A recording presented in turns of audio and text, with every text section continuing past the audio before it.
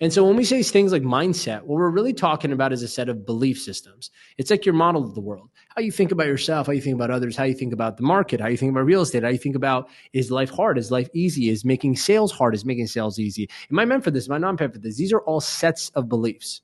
And so 100%, if you're not where you want to be right now, it is because the set of beliefs you have set in your mind do not align with the thing you want, period. End of story. And there are principles that teach you, this is what Think and Grow Rich is about, on how to adjust yourself and the set in your mind to make it align with what you want. And a lot of us, we want big things, but we don't want to become big people. And when I say big people, I mean, we don't want to expand the mind. We want to keep the mind in a cage, four corners, all the bars, keep the door locked, never want to touch it, never want to open the door, see what's possible. But be like, let's throw this cage over the water and see if it gets on the other side to where I want to go. It's not how it works. And so I'm coming in hot, like off the bat, I'm sorry, but very much like a bird that is raised in a cage with doors closed its entire life. You open that cage. I used to have a budgie when I was a kid.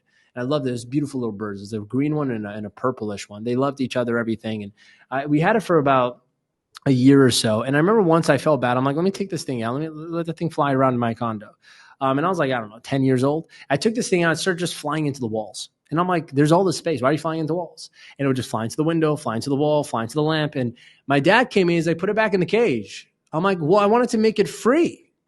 And he says, it doesn't know how to operate in a free space with no limitations. I'm like, holy shit. I never thought about that because it's so used to living in a four-corner prison, a cage. And very similarly, the mind works this way. We're all born into this life. We're given this physical body, and we go, this is me. It's not you. That's why I say my body, not am body.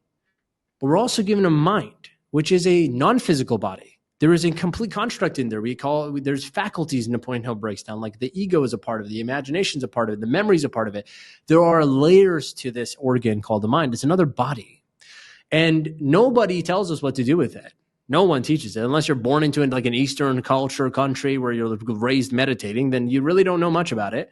So what do? We put it in this cage, we lock the door and we go, whatever it reacts to, that's just life. But whatever mom says or dad did, that's life. And so you just grow up thinking that's you. And here's a news flash. That little you is still sitting inside you, just living through you through an adult body. It doesn't mean you ever grown up because your hair's gray. It just means that you've aged. Doesn't mean you've grown. And growing and aging is two different things.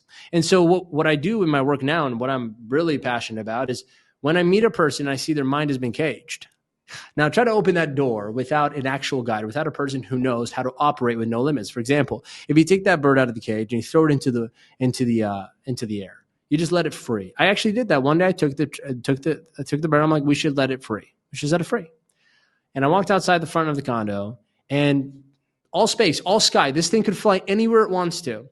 And I let it go out of my hand and it flew straight into a tree and it died. True story. And it died right in front of me. And I just thought, are you serious? My dad's like, when they're caged this long, they don't know how to fly with no limits.